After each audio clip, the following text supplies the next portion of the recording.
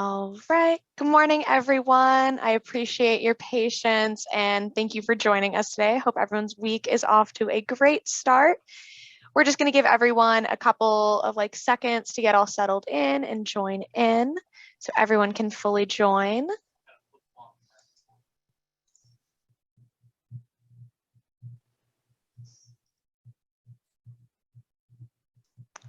All right.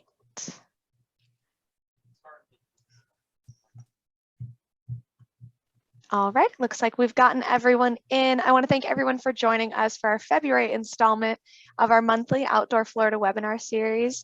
Today we have an amazing speaker, Stephanie Worden, who is currently the System Director of Community Affairs at Lee Health, who she's been with since 2012 in a variety of different roles focusing on community health, which we'll kind of touch upon today. Stephanie's accolades don't just stop there. She's also the current chair of Tobacco Free Florida for Lee County, chair of the American Heart Association Chairman's Board of Directors, a member of the Lee Association for Remarkable Citizens Board of Directors, and above all, an active community volunteer, which is why I can see where she was named one of Southwest Florida's 40 under 40 by Gulf Shore Business Magazine. I'm really excited to introduce Stephanie and listen to her today. So without further ado, I will let Stephanie take it from here. Thank you, Michaela. Good morning, everyone. Excited to be with you all. As Michaela mentioned, my name is Stephanie Worden. I'm the System Director for Community Affairs at Lee Health. I wear many hats, as you heard. And one of them is liaison to Healthy Lee, which is our community collaborative. So we're going to spend a little bit of time focused on that initiative. And one more technical glitch. There we go. So what is Healthy Lee? It is an award-winning, nationally recognized collaborative entity that is not organized. It is not a 501c3. It is guided by a steering committee of community leaders. There's a healthy lifestyle strategic plan, including all initiatives that we're going to get into in a few minutes, but want to focus here today on public policy, infrastructure, complete streets, and certainly our beloved trails. This is some of our branding that we have.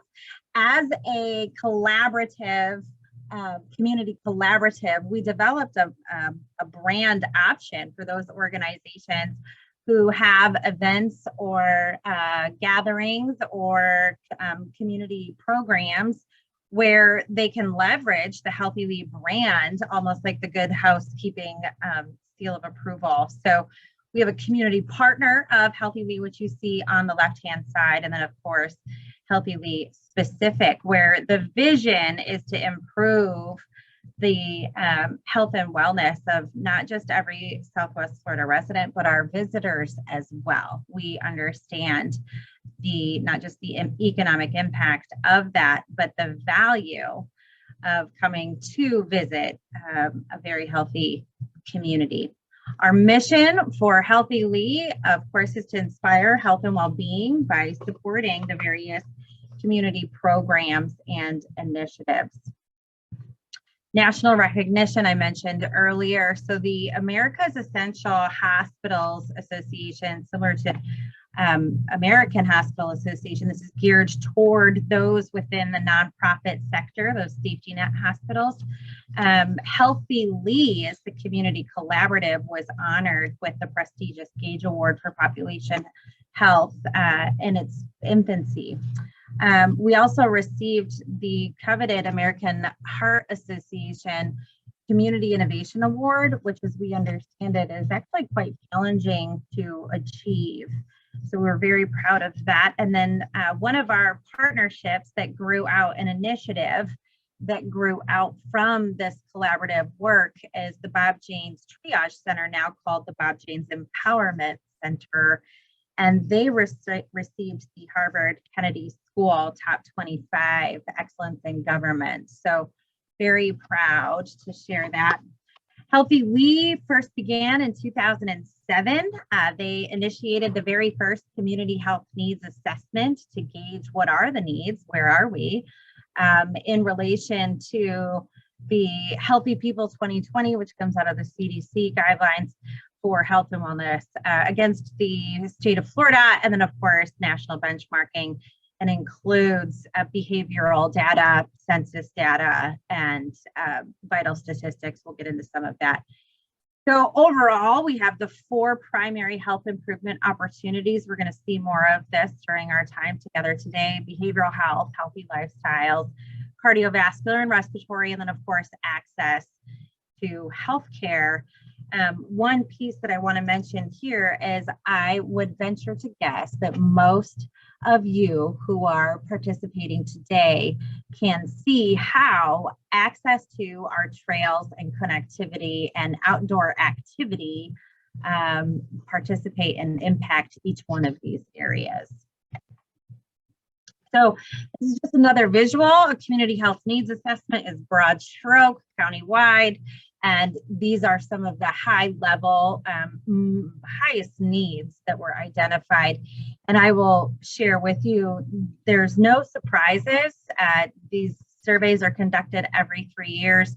We're generally on par with what we see in other areas throughout the state of Florida, and of course, nationally as well. So just right out the gate, I can share that health, nutrition, physical activity, and weight is a significant priority, as is all things behavioral health, mental health, substance use disorder. So creating impactful programs collaboratively, community-wide is how we're going to get to move the needle. Current structure of Healthy We. So from inception, it is led by a 60-member steering committee of C-suite leaders cross-sector throughout our area.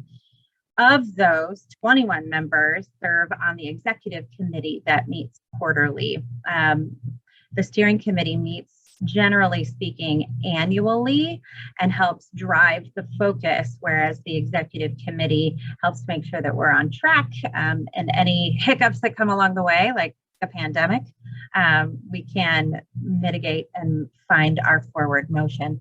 From there, we have 2 coalitions, Healthy Lifestyle Coalition and Behavioral Health Coalition, each with significant numbers and volumes in community participation, community organizations, and grassroots efforts. So that's where a lot of the dynamic comes from, driving these programs and initiatives into the community. As I mentioned, it's cross-sector community engagement. I just learned very recently that our director for economic development for our county had mentioned that we have a brand new sector as defined according to definition. So we'll be branching out to inquire as to whether or not there's a fitting executive with interest and of course availability to join this effort. Current partner organization. So as I was moving through, I thought I shouldn't say current because I don't think it's ever exhaustive. It's ever changing and very dynamic and organic.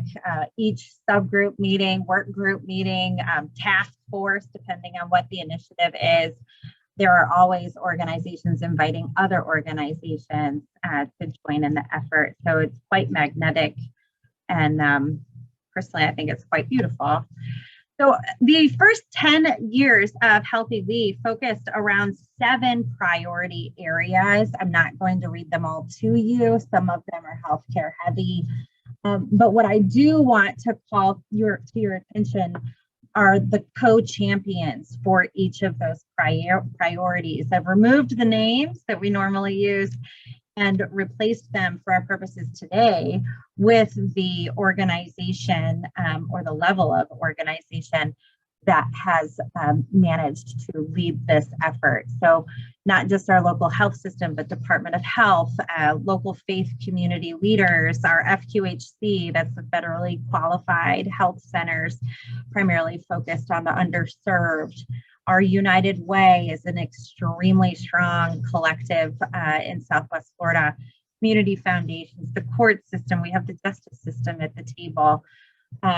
Certainly marketing firms to get the word out and develop the strategies to engage the broader community, and all of our large physician practices.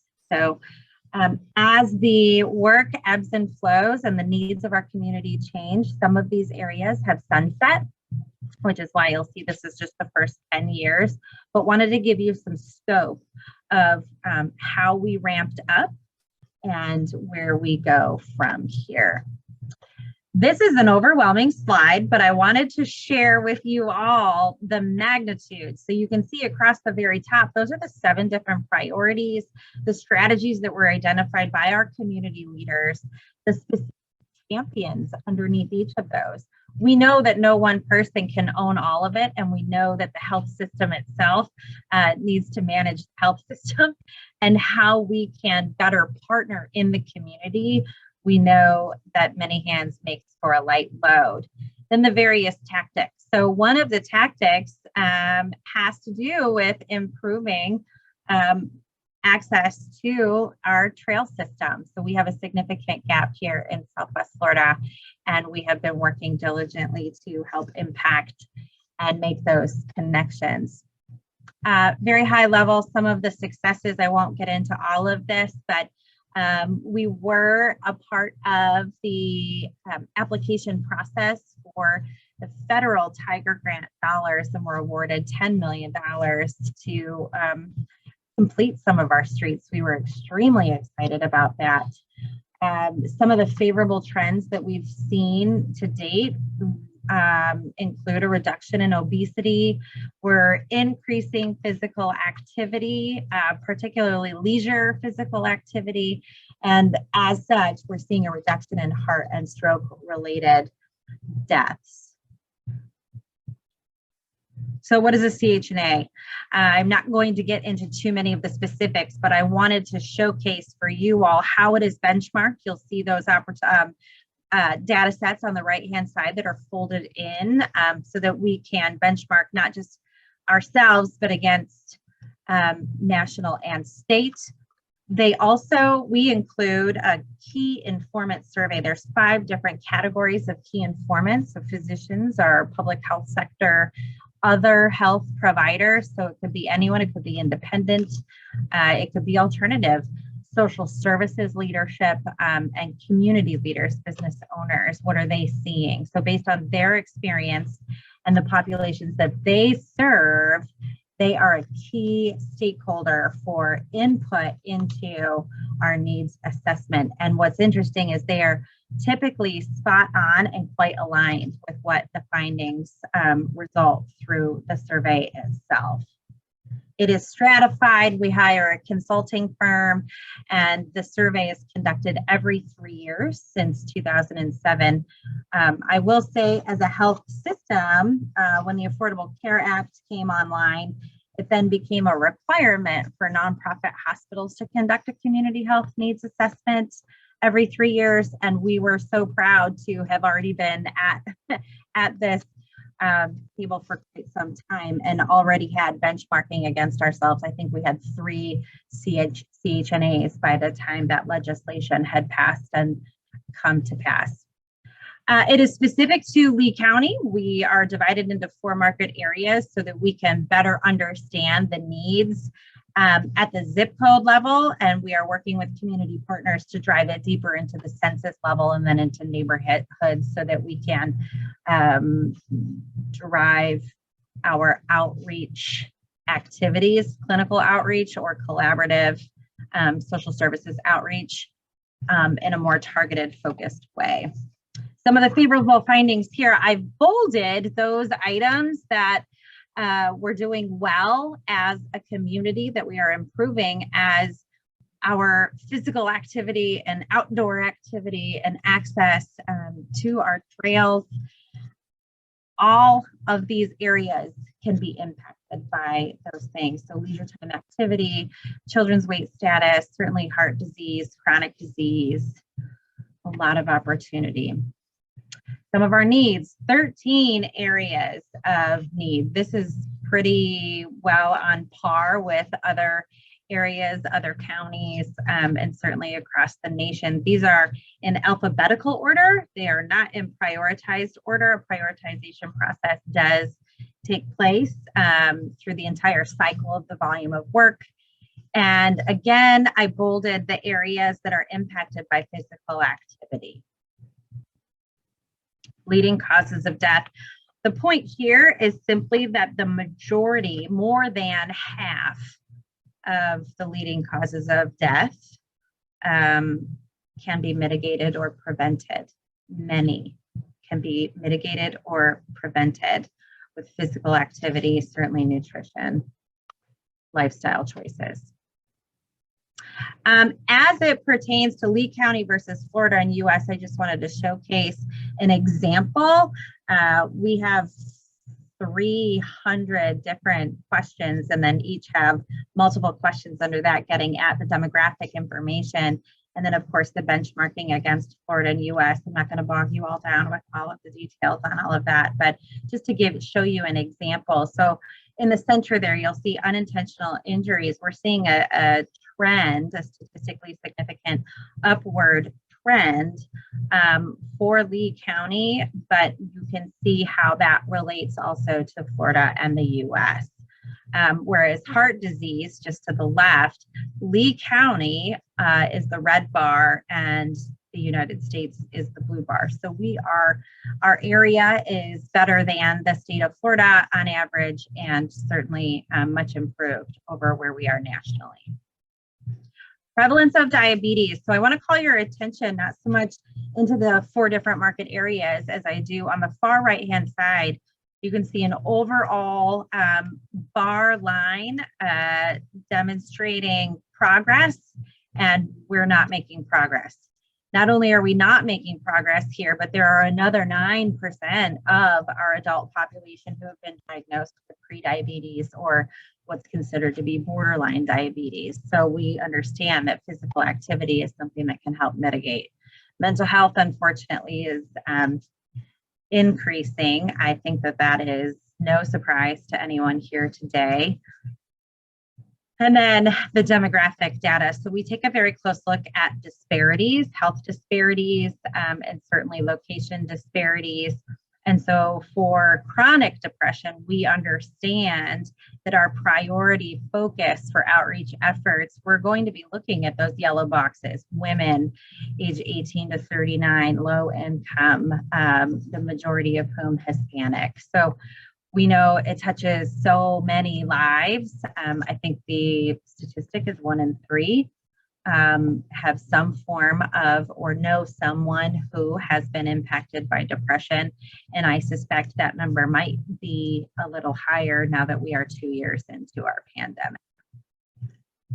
Physical activity recommendations, we're unfortunately decreasing.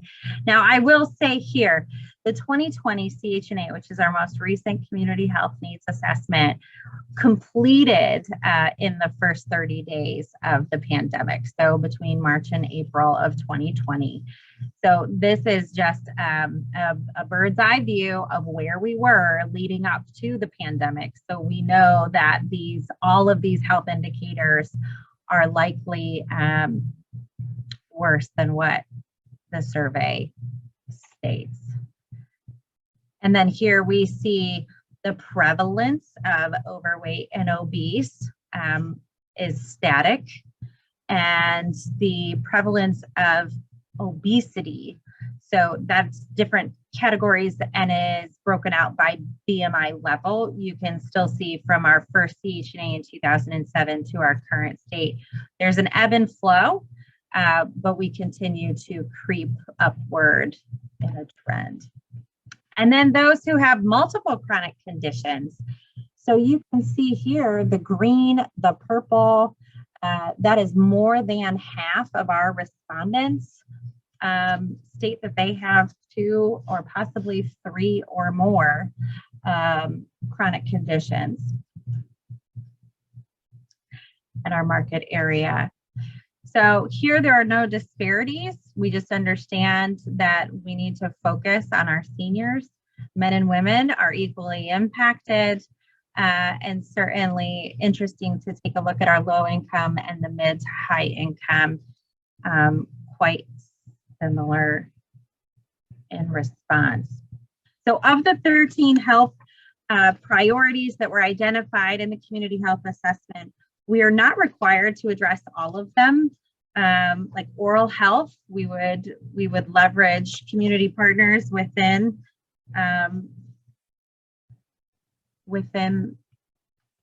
the dental capacity. But here we have a prioritization process that occurs throughout the steering committee of Healthy We, and also a board level engagement of leaders, where the prioritization process, we determine whether or not we think we can, do we think that it's on fire and this is a significant urgent need, and do we think we can do something about it? Is it something that we can help to mitigate? And the top 6 are the areas of significant focus for our implementation strategy. And most of those, if not all, we understand physical activity can mitigate all of that. So collaborative strategic response, impacts and benefits. So we focus very highly on social determinants of health. We understand that zip code dictates health outcomes, and sometimes that's quite unfortunate. So how can we drive partnerships into certain areas to try to mitigate? We understand poverty, education, workforce, housing, healthcare, those are all social determinants. At the statewide level, there's also, I'll mention the Florida Chamber Foundation has an initiative, a prosperity initiative focused on root causes of poverty, which aligns directly with social determinants of health. So that programming at the state level, we believe will have local level impacts at the zip code level. So again, the 4 priority areas: behavioral health, healthy lifestyles, cardiovascular, and access to healthcare. We have a lifestyle coalition, and their purpose is to engage and encourage the pursuit of a culture of healthy lifestyle, includes nutrition, certainly physical activity, stress management, and having a primary care provider to help you navigate risk factors and wellness. Certainly have a need for health literacy that is across the nation. Population management, that's a strange word, but where we have pockets of need, we can drive outcomes, or excuse me, we can drive outreach in order to impact. I will say there, we work very hard to engage the local community where we see a pocket. We leverage community organizations or community leaders in that area who already are the trusted partner to help gather the community in that area and learn from that community, what do they think that they need. So it's very much a dialogue. Anyone in this field of work understands you certainly do not want to be known as an organization that helicopters in from out of nowhere thinking that you know how to solve all the world's problems. We do not. It is a dialogue, and it is a both and. So mentioned the Lifestyle Coalition, want to include also here workplace wellness, neighborhood engagement, and our faith communities. This is also where our grassroots efforts on policy and environmental changes in support of healthier lifestyles comes to be. This is another very busy slide, but just want to showcase the flow chart, if you will, the logic model of a community-wide intervention for increasing physical activity. So models exist, they're out there, and a lot of what we have done in the past has driven positive impacts for our community. Again, another framework. So this is a built environment system intervention for land use and environmental design. So I'm sure a number of you know more about this area than I do, but that is also the beauty of a collaborative effort, so that you're engaging those who do have the expertise in order to drive change. These are a few of the examples of some of the collateral that we've deployed into the community in the past. So we have 5210, want to focus there. That is a best practice. I think it was out of Stanford. A number of areas have adopted this. It was grant funded. So the recommendation to eat 5 fruits or vegetables per day, no more than 2 hours of screen time per day, 1 hour of recreation or physical activity, and then 0 sugar sweetened beverages. This effort is geared toward the pediatric population for children, and we remodeled it for adult consumption, revising, and this is pre-pandemic, revising the 2 hours of screen time to 2 hours of recreational screen time as a maximum. And we deployed what we called the 5210 pledge. Take the pledge towards healthier living. And we had a summer-long campaign to encourage outdoor activity. We leveraged Parks and Recs. We leveraged a lot of our trails. We leveraged, of course, all of our nutrition folks to get recipes, healthy recipes, a lot of different alternatives to the sugar-sweetened beverages. So it was a really impactful program and something that we're very proud of. Again, regular physical activity is one of the most important things that people can do to impact their health. We know that, but the outcomes and the impacts, we can see it impacts cardiovascular disease, certainly your weight, chronic diseases, some cancers. It reduces risk factors all over. And it strengthens your bones and muscles and improves your mental health and your mood. Mood was something that I think we don't talk about very often. But when you're going out into the green space, or you're getting sunshine, or you see the blue skies, even if it's gray skies, we've had an influx of gray in the state of Florida recently, and just getting the fresh air, it matters and it impacts our health. So I want to spend a little bit of time showcasing some of the collective efforts that we have been over the past handful of years to help with the development and the connectivity of the Sun Trails in Southwest Florida. So back in 2015, we were actually a part of a joint work group through our MPO with Lee County and Collier County to our south to develop what the best path would be for those connections. In 2016, a year later, there was a regional coalition dedicated to advocating the Florida Greenways and Trails Council to select our area as a priority trail system in the state of Florida. Obviously, at that time, the Coast to Coast Connector was #1 priority for the state, and we support that as well. At the same time, we had our applications in process, and they were awarded funding.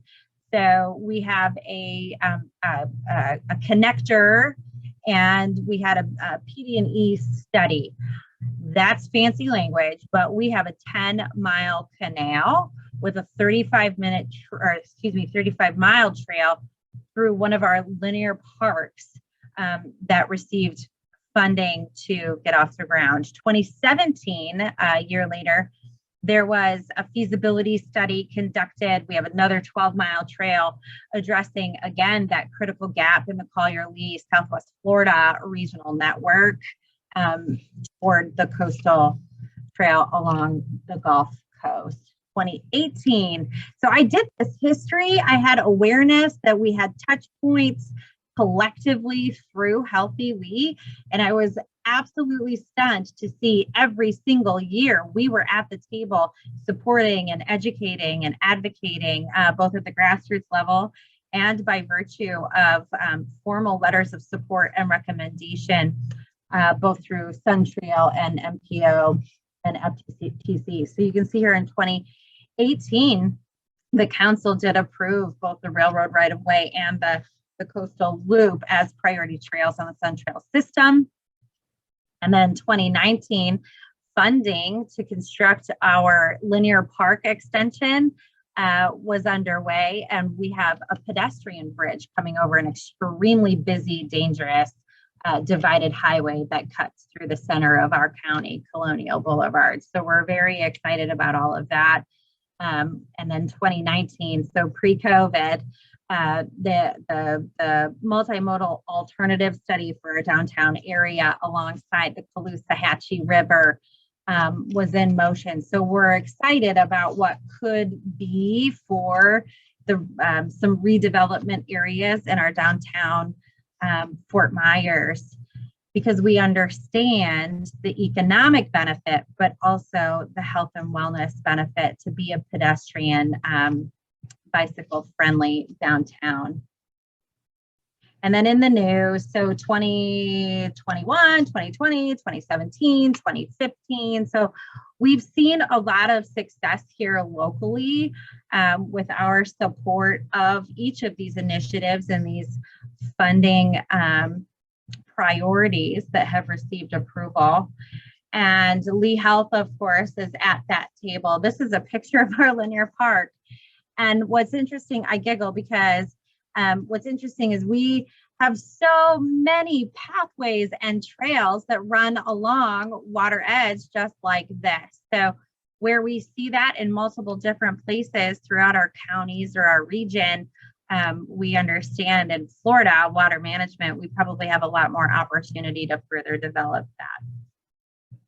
And then showcasing Healthy Lee on the left-hand side, that column, those are all C-suite leaders from our cross-sector community collaborative. We are very, very proud of that. And in fact, I think I saw Miss Robin Birdsong on this morning. So just want to share our gratitude from Southwest Florida for all of the support and engagement and opportunity for the residents of Southwest Florida. And on a personal note, so this is my crew in the middle, cutting through some of our own trails. We recently moved out to Babcock Ranch, a brand new town in Southwest Florida in Charlotte County.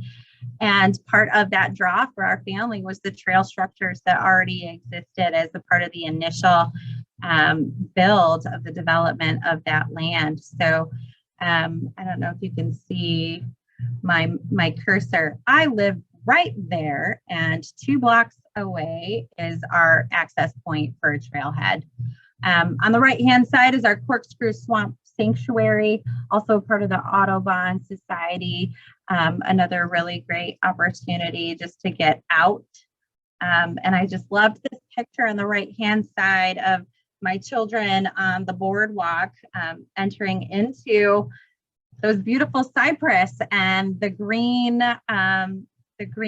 grass, the rivers of grass. So I think that this wraps up, opportunities. This wraps up what's next.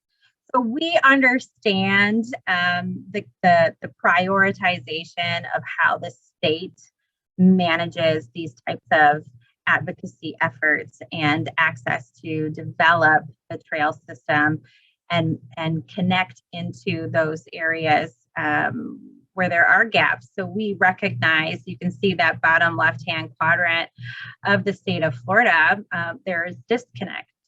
So we will continue as a community to advocate, to educate, to leverage community organizations and voices for connectivity and tell the story, engage the community. And certainly social media is more robust than it ever has been. And we're excited to tell our own Southwest Florida story and encourage our community to get active and to get out there. And there's nothing healthier than being outdoors in Florida. Any questions? All right. Well, thank you, Stephanie, for all of that. I mean, amazing, amazing data and so educational. I know we had one question in the chat beforehand from Christy, who wanted to know, where did you get your data for the trends that you reported? Was that primary data or secondary data, or where did you get that? Sure. So the Community Health Needs Assessment has primary and secondary data.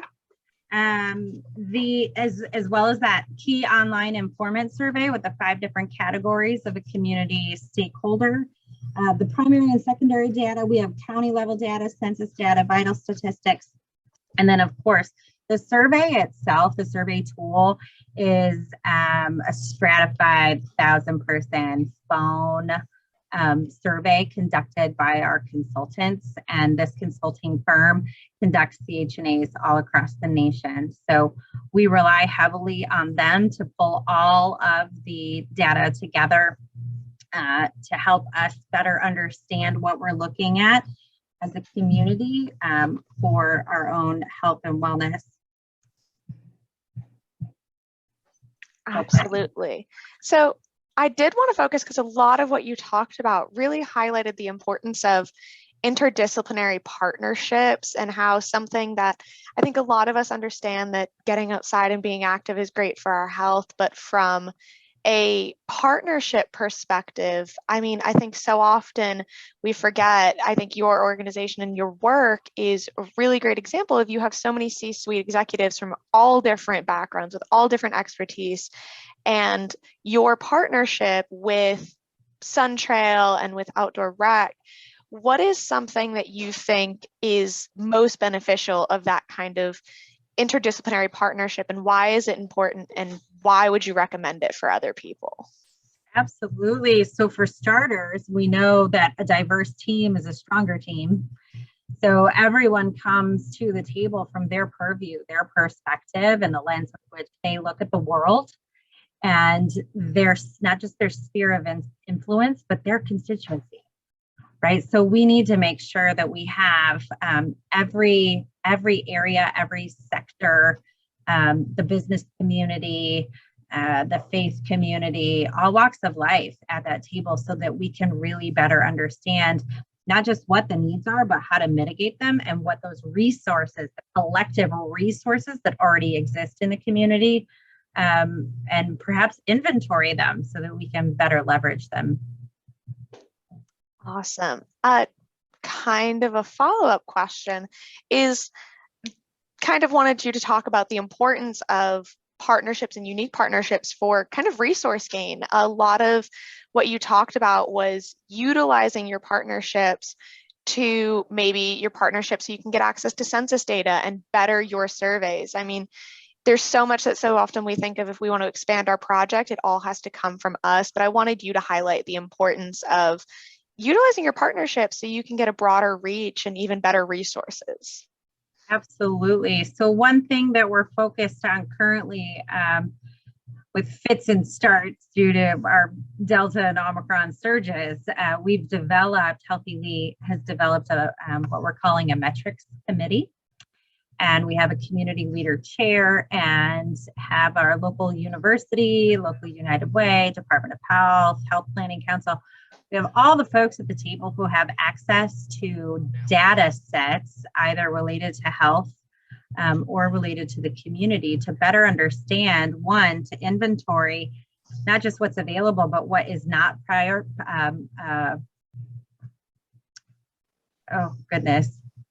what we would be able to share with each other in that collective sphere. So we have not yet seen any community collaboratives leverage collaborative data.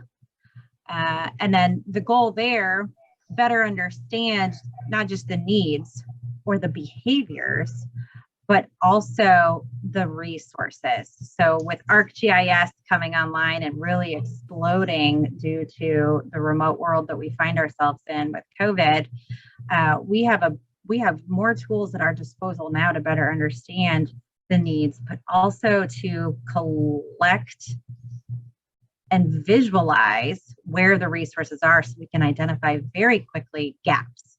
We don't need to hire an analyst to identify what corner we need to place, a pharmacy or something. Like there's a lot more opportunity to efficiently deploy collective resources. That is amazing. And I know something that I thought was really interesting in listening to you speak was you talking about a lot of the needs that you could recognize in the Southwest Florida community and in Lee County when it pertains to health, of specifically not just focusing on physical health, but mental health and all the aspects of physical health. And it was really interesting. Again, I think a lot of us conceptually realize that outdoor recreation is great for all of us, not just because it's physically fun, but also mentally stimulating and everything else. But that through line of you constantly mentioning through multiple different slides that, yeah, to benefit mental health, getting outdoors and participating in outdoor recreation is really helpful. And I kind of wanted to hear a little bit more about that work that you've seen, how your work with creating and filling gaps in trails and promoting organizations that are building new trails, gaining funding for trails, how that really does span such a girth of so many different aspects of public health. I'm going to stop sharing my screen. So we know mental health is so complicated. We understand that wellness, as understood by most people, not just within healthcare, is multifaceted, right? So we have health and wellness of our physical body. Are we healthy? Are we actually healthy? Do we feel healthy? That's different than actually being healthy. Sometimes you can have a disease state, or like congestive heart failure, for instance, where it will ebb and flow. You feel fine most of the time, but when you don't, you really don't. And then the mental health piece, that is significant, the spiritual health. And many also purport the financial health. Your financial well-being feeds into all of that. So when we are outdoors, science tells us that makes changes in our brain. Your sensory input impacts the brain. It impacts your oxygen levels. It impacts, the muscle build, right? We understand cardiovascular health. Certainly, I think most understand now respiratory health. For those who, were sick with COVID, most everyone I know was told, get out and walk. Like, don't lay in bed. You have to keep moving. You have to stretch your lungs. You have to get it out there. But we know that it impacts every aspect of our being, and it's just easier to be outdoors than walk, unless it's 100 degrees out. But there are so many more opportunities specifically for Floridians to engage in those outdoor activities. It really does make a difference. It really does impact. Did that answer your question, or were you looking more specific? No, it absolutely did, because I think you highlighted it perfectly that Florida, we have these resources kind of at our disposal. Someone who grew up in Florida, I have lived all across the entire state, and getting outdoors is really easy in Florida, but I think so often we don't realize how easy it is. So I think you focused on the importance of really getting outdoors when we have these amazing resources. I know you had also touched upon the economic benefits. I mean, you had mentioned you yourself and your family moved to a specific area because of the access to trails. And I think that's a big thing that we talk about when we talk about economic benefit. We talk about actually bringing people into an area. But I also wanted to kind of talk about the economic benefit of the savings of healthcare cost. This is a preventative measure. Getting outdoors is not just something to help you feel better, but it's something to keep you healthy. So in your position, I think we've had a lot of people talk about the economic benefits of bringing businesses into a town that has a lot of trail usage, but I want to hear from you kind of the healthcare benefits of the preventative economic benefits and savings through outdoor rec and being an area that focuses on promoting outdoor recreation. Absolutely. So the healthcare benefit, that's always hard to demonstrate when it is a savings equation, which is my entire role. So very vulnerable place to be in the middle of a pandemic, non-clinical and operating at a loss. So we understand the economic development, the economic impact of tourism, right? Being outdoors on the beaches, getting active, you're in a kayak, the trails, all of the things. That is a significant driver for our entire economy for the state of Florida. But specific to Southwest Florida, I would venture to say Fort Myers Beach is a primary destination for so many from all over the world. We have a significant influx of folks coming in from Germany every year. And we saw, of course, the timeout pandemic, but having those opportunities, not just for the driver of tourism, but for our own local community. That's why when I mentioned the 5210 pledge, we launched that during the summer. We want to reach the residents, the summer months where it's very challenging to be outdoors. How can we creatively get more active? That is something that we understand. If you already have chronic diseases that you're managing, and you saw more than half have 2 or more chronic diseases that they are managing, chances are you're going to be come into the hospital at some point if left unmanaged or out of sync. So having the engagement opportunities for outdoor living, for outdoor lifestyle, for that physical activity mitigates all of that. So you're chasing a unicorn if you want a dollar amount, but it's a unicorn that we're always looking to develop and find in our initiatives. Great question. Michaela, you're muted. You would think at this point, Zoom and I still are not in a perfect synchronous relationship, but I appreciate you letting me know. If anyone has any other questions, please feel free to drop them in the chat. We'll give that another minute while I make some final wrap-up announcements. We have been recording this webinar today, and if you want to go back and watch it again or share it with anyone you think would really love to hear from Stephanie and kind of learn from her information, we will be sending out the link to that recording on our YouTube channel this Friday. After this webinar, we will also be sending out a survey so that we can continuously improve our outdoor recreation webinar and really bring you the best information that would be most beneficial to you. We also have another webinar coming up next March. We do this once a month, every month, doing the second Wednesday of every month. So that would be March 9th of next month. We'll be highlighting kind of the intersection of partnerships in outdoor recreation, which is something that I don't think I could ever get enough of hearing, the amazing partnerships happening around the state. So we do that from 10 a.m. to 11 a.m. Eastern time, and you can join us anytime if you go to our website at floridadep.gov/OGT. I will put that in the chat, and you can go ahead and sign up for any of our upcoming webinars.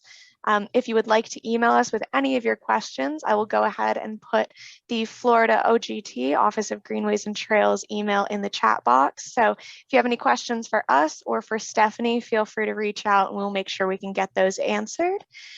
I don't see any other questions in the chat box, but I want to thank everyone again for joining us. And thank you, Stephanie, for that really, really informative educational presentation. We're already seeing people who really loved it. So we hope to see you again, and I hope to see the rest of you at our next webinar. Thank you. Thank you so much.